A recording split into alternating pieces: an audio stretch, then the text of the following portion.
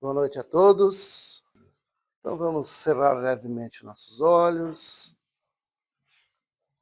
nos colocarmos confortavelmente nas poltronas, buscando nesse breve instante a nossa conexão mais apurada, esta sintonia mais fina, com o propósito que nos trouxe a esta casa, com o nosso Pai Criador, com a espiritualidade que aqui está a nos assistir e que já estava nos assistindo desde o início desse nosso dia de trabalho, de existência. E com essa consciência, agradecermos a Ti, Pai amoroso e bom, a vós, Mestre e Irmão Jesus, e a todos os queridos irmãos da espiritualidade, pois que a cada instante, a cada pulsar, a cada inspiração, somos criaturas por Ti abençoadas, pois que nos deste o bem mais precioso do universo, a vida. Vida esta que é para vivermos com suas nuances, com suas dificuldades, com suas alegrias, com suas tristezas, com seus desafios, com suas conquistas. E nós, infantis, raramente lembramos de agradecer-vos, Senhor,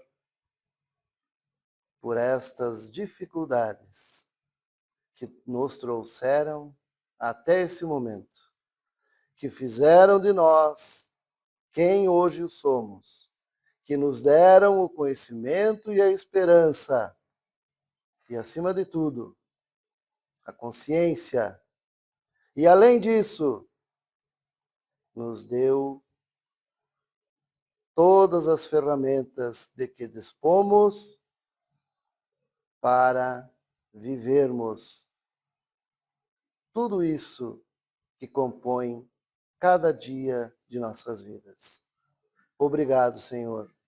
Sê conosco, ilumina nossas mentes, propicia-nos o melhor entendimento dos ensinamentos dessa noite. E que assim seja. Então, deixo os irmãos com a nossa irmã Leandra, que hoje nos falará sobre Na Seara do Amor. Boa palestra a todos. Obrigada. Boa noite a todos. É uma alegria estar aqui para trazer um tema tão bonito, falar sobre algo tão divino como o amor. Mas não é o amor que os apaixonados logo pensam, né? O amor que une os apaixonados, ou aquele amor dos filmes, das novelas, e nem o amor das redes sociais, irreal, cheio de filtros e legendas bonitinhas. Não. É o amor que trabalha, é o amor que se esforça, é o amor que insiste, é o amor que batalha e que, mesmo quando ninguém vê, continua ali, firme. O amor que o nosso amado Mestre Jesus veio nos ensinar. O livro Na Seara do Amor, ou melhor, o capítulo Na Seara do Amor é do livro Messe de Amor, Psicografia de Divaldo Franco, ditado por Joana de Ângeles. Nesse capítulo, é nos apresentado, de forma bem objetiva, várias dicas, várias instruções de como sermos realmente felizes na prática do amor, no nosso dia a dia. E é isso que nós vamos trazer, então, para a reflexão dessa noite. Não gastes tempo no exame dos erros alheios.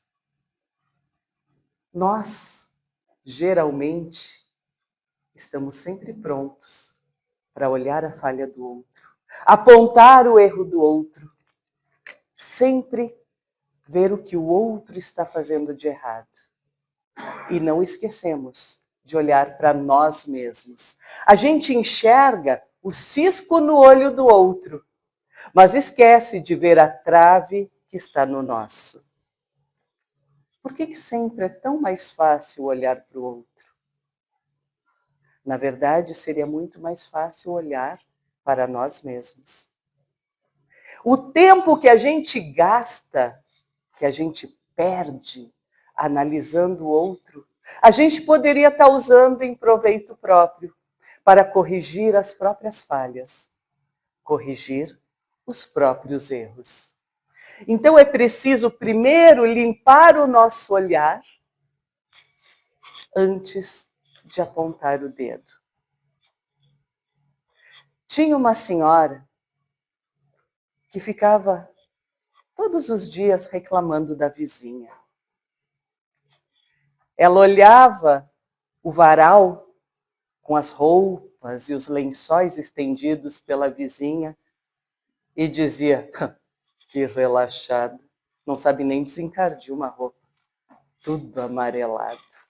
E assim eram todos os dias, ela reclamando e falando mal da vizinha. Até que certo dia ela novamente olhou pela janela, as roupas estavam brancas. E ela, criou vergonha na cara? Aprendeu a desencardir roupa? E o marido disse para ela, não, eu lavei os vidros da nossa janela. As roupas estão iguais a sempre. Então, vamos limpar os nossos olhos antes de olhar para os outros. E vamos nos concentrar mais naquilo que nós fazemos e que podemos e devemos corrigir e melhorar. Não apontes os espinhos da estrada. Todos nós temos espinhos no nosso caminho. Sim, a estrada, quem disse que seria fácil? Todos nós temos obstáculos, todos nós temos dificuldades. Porém, há aqueles que param diante dos espinhos, param diante das dificuldades e reclamam da estrada. Ao invés de fazer de cada obstáculo um degrau para se melhorar, um degrau para se aperfeiçoar, para crescer, para melhorar a própria estrada. O Evangelho, ele não nos pede para ignorar a dor. Porque esses espinhos, esses obstáculos, sim, nos trazem dor, sofrimento. O Evangelho não diz para ignorarmos. Ao contrário, pede para não fazer dessa dor, morada. E sim, precisamos melhorar o nosso caminho. Tirar os espinhos, vencer os obstáculos e seguir em diante. E seguir adiante. Jesus, ele não nos prometeu facilidades na nossa vida, no nosso caminho. Ao contrário, ele prometeu companhia. Quando estamos na companhia de Jesus, quando chamamos Jesus para nos acompanhar, a estrada fica mais fácil. O caminho e o fardo se torna mais leve. porque temos do nosso lado Jesus. A fé, a esperança, o amor nos dão coragem e força para continuarmos no nosso caminho. Não duvides do poder da oração. A oração é poderosa. A oração é vibração, é energia, é conversa da nossa alma com Deus. Quando eu era criança, a minha irmã, nós somos em 3 irmãs, eu sou a mais velha, a minha irmã do meio foi diagnosticada com leucemia. E a leucemia, ela baixa a imunidade, e a partir dessa baixa imunidade que se contraem doenças, e é isso que torna, muitas vezes, a leucemia fatal. Hoje os tratamentos são muito melhores, os tratamentos estão muito mais acessíveis. Imaginem vocês há 40 anos. A minha irmã tinha 8 anos e contraiu uma bactéria no pulmão. Até então, aquela bactéria, ela era letal. Ela era muito resistente, não se conhecia tratamento para ela. Então, os pacientes com baixa imunidade que contraíam essa bactéria morriam de pneumonia. E eu lembro da minha irmã estar hospitalizada e ouvi minha mãe fazer uma ligação para um tio pedindo prece. Quando ela desligou, ela disse: como seria bom se nós tivéssemos o telefone de Deus para poder ligar para Deus e pedir para Ele ajuda. A partir daquele dia, o médico teve uma inspiração e mudou o tratamento, começou a dar um coquetel de remédios para minha irmã, que não era nada convencional. E a minha irmã reagiu. Foi o primeiro caso que sobreviveu àquela bactéria. E a partir daí o caso dela foi para congressos internacionais, desenvolveram-se então os medicamentos a partir daquele tratamento que o médico deu. Ou seja, o poder da prece, o poder da oração. A gente consegue, sim, falar com Deus. Quando se tem fé, quando se tem amor, a gente consegue, sim, falar com Deus. Não é aquela prece falada do lábio para fora, da boca para fora. Aquela prece, sim, eu estou rezando, mas estou pensando no que eu tenho para fazer amanhã, no que eu tinha que resolver, o que eu vou fazer agora, qual vai ser o jantar e etc. Quantas vezes a gente faz uma prece e quando termina, que a gente se dá conta, terminei a prece. Não prestamos atenção numa palavra sequer. Essa prece, da boca para fora, é uma conversa com Deus? A verdadeira prece não precisa ser longa. Não é pela multiplicidade de palavras que seremos atendidos, muito menos por palavras difíceis, não. Nós somos atendidos pela sinceridade das nossas preces, das nossas palavras na prece. Pode ser uma prece curtinha, mas feita de coração. Feita como uma conversa com Deus, com a espiritualidade superior. O que nós podemos pedir nas nossas preces? Tudo aquilo que possa nos ajudar a vencer as nossas próprias dificuldades que nós colocamos a nós mesmos, os maus pensamentos, as tentações, a vencer tudo aquilo que pode ser prejudicial a nós, que possamos vencer as más influências dos maus espíritos. E assim por diante. Orar a Deus é pensar nele, é aproximar-se dele, é pôr-se em comunicação com ele. E o poder da prece está no pensamento, não há hora, nem local, nem momento para orar. Eu não preciso estar na casa espírita para orar. Eu não preciso ter a hora certa. Eu posso orar dentro do carro, no quarto, caminhando na rua, dentro do ônibus. Não importa. Basta elevar o pensamento e conversar com Deus. O ódio é incêndio destruidor. É a raiva, o ódio. Esses sentimentos tão destrutivos fazem tanto mal. E, na verdade, quando a gente tem raiva, quando a gente tem ódio, a gente guarda rancor, a gente guarda mágoa. E guardar rancor é como tomar veneno e esperar que a outra pessoa morra. Ter raiva, guardar rancor, vai adiantar alguma coisa? Vai resolver a situação? A outra pessoa que lhe fez mal vai sentir alguma coisa? Não.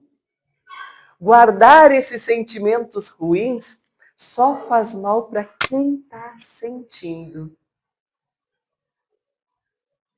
Quando a gente sofre alguma injustiça, o que devemos fazer? Qual a maior vingança de todas? É o perdão. Perdoar é a maior vingança, porque sai da gente. A gente se liberta. Perdoar é libertador. Nós nos libertamos do peso que estamos carregando. Perdoar não quer dizer aprovar o erro do outro. Pelo contrário, é libertar-se do peso dele, é não permitir que o outro eternize a ferida dentro de nós. Um dia, um netinho chegou cheio de raiva para o avô, brigando, esbravejando, contando que tinha sido injustiçado por um menino na escola. Aí o avô disse: esse ódio, esse rancor, está fazendo só mal para ti. Quando eu era jovem como você, eu também passava por isso. Eu sentia uma raiva muito grande. Eu tinha vontade de sair quebrando tudo. Mas aí eu comecei a entender que a única pessoa prejudicada era eu mesma. E eu comecei a entender que dentro de mim moram dois lobos. Um muito bom, calmo, sereno, tranquilo, que deseja resolver tudo sempre da melhor forma, mesmo quando injustiçado. Encontra as melhores palavras, encontra as melhores situações para poder resolver. E também dentro de mim mora outro lobo, mau, perverso, cruel, que ao menor sinal de contradição explode. É pura raiva, é puro ódio. Quer sair batendo em todo mundo, quer sair derrubando tudo. Aí o netinho olhou para ele. E vovô, nessa luta, qual dos dois lobos vence? Aquele que eu alimento. Então, nós temos o livre-arbítrio. Alimentar o lobo que está dentro de nós, a gente escolhe. Qual deles nós queremos alimentar? O lobo calmo, sereno ou o lobo raivoso, que acha que consegue e que pode resolver tudo na base do grito, da briga, da discussão. Temos o livre-arbítrio. A moeda insignificante aplicada na beneficência é mais valiosa que qualquer fortuna. Muita gente espera ter mais posses para poder fazer a caridade, para poder doar alguma coisa. Na verdade, uma moedinha doada com amor vale muito mais do que uma grande fortuna.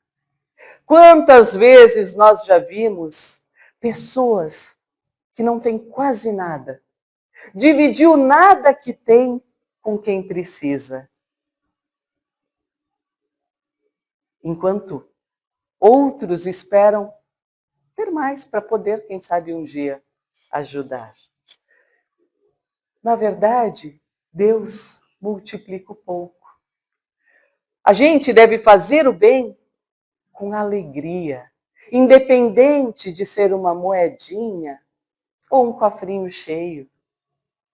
O que importa é a bondade da ação.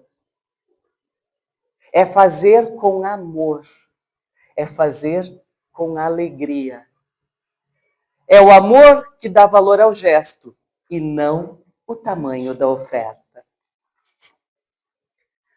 Não menosprezes o tempo, a eternidade é feita de segundos.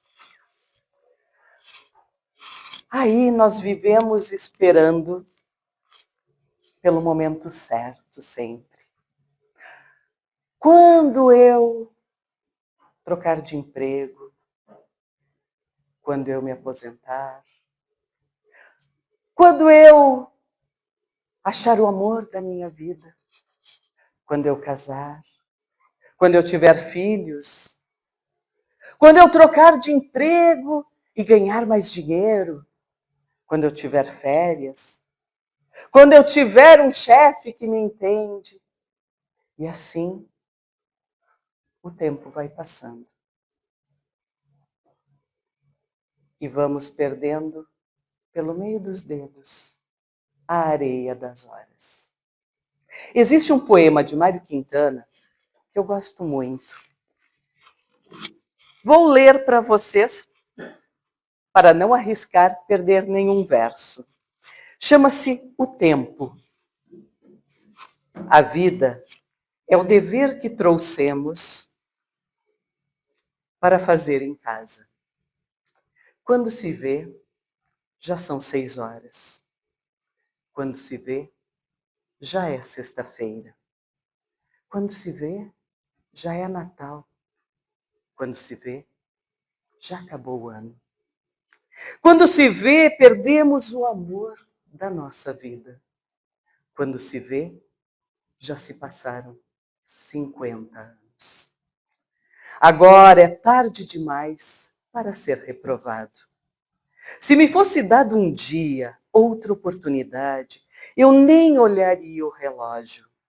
Seguiria sempre em frente e iria jogando pelo caminho a casca dourada e inútil das horas. Seguraria o amor que está à minha frente e diria que o amo.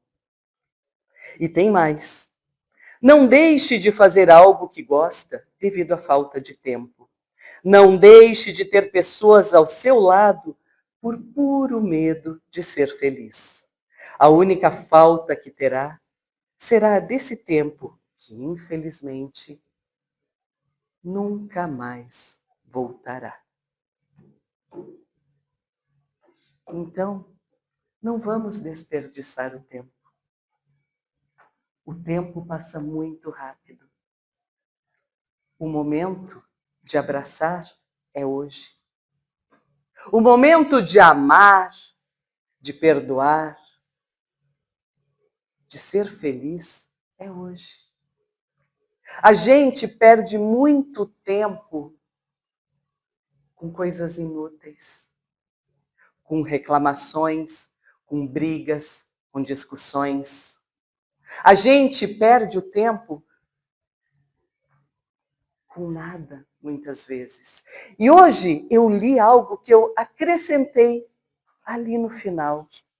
Estamos na única geração da história que terá mais memória da vida dos outros do que das suas próprias vidas. É uma verdade, né? Estamos perdendo o nosso tempo olhando a vida dos outros e deixando de viver a nossa própria vida.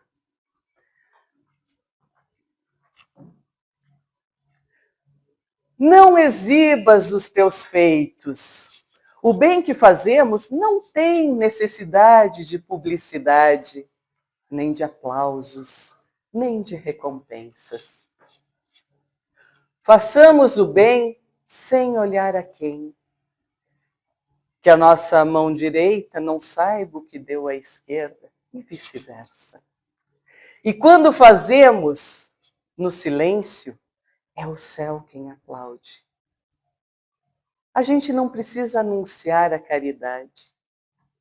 A gente simplesmente faz. Simplesmente faz o bem por fazer. Porque o bem é agradável a Deus. E o bem que a gente faz ao outro faz bem para nós também. Não permitas que o mal entre na residência da tua alma. Lutar contra o mal através da prece, através da meditação, das nossas boas ações. Assim conseguimos manter a nossa frequência vibratória elevada e conseguimos resistir ao mal. Certa vez um homem olhava para o céu à noite e perguntava: por que Deus permite tanta escuridão? Aí um sábio respondeu: a escuridão da noite é o pano de fundo para que as estrelas possam brilhar. Então, que sejamos, através do amor, através da prece, estrelas, para ajudar a iluminar o nosso caminho e o caminho das pessoas que estão na jornada conosco.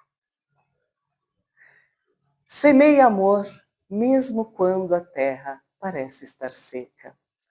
Devemos plantar as sementes do perdão, do sorriso, do abraço, da compreensão, da paciência, do tempo, de todos os bons sentimentos. Um dia, sopra o vento, vem a chuva da esperança, irriga essas sementes e faz florescer. Que possamos fazer florescer todos esses bons sentimentos na nossa vida e na vida de todos aqueles que estão conosco na jornada. Vamos aprender a viver o Evangelho na prática. De que forma? Amando, perdoando, compreendendo, tendo paciência e assim por diante. Tudo isso vai melhorar o nosso dia a dia, a nossa vida. E a nossa vida começa dentro da nossa casa, dentro do nosso lar. Sermos melhores dentro do nosso lar vai ajudar a tornar o mundo melhor. Era essa a reflexão, meus irmãos, para a noite de hoje. Agradeço a atenção de todos e convido para, de olhos fechados, mantermos o pensamento elevado, o coração pleno de gratidão. E que possamos, Senhor, sair daqui melhores hoje do que aqui chegamos. que possamos viver o Evangelho dentro de nossos lares, nos nossos locais de trabalho, na convivência com as outras pessoas. E que possamos, Senhor, ser luz, viver o teu amor, seguir o teu exemplo, sempre com coragem, paciência, resignação. Que possamos, Senhor, viver a alegria de estarmos aqui a teu serviço, para sermos sempre melhores, hoje e sempre. Que assim seja.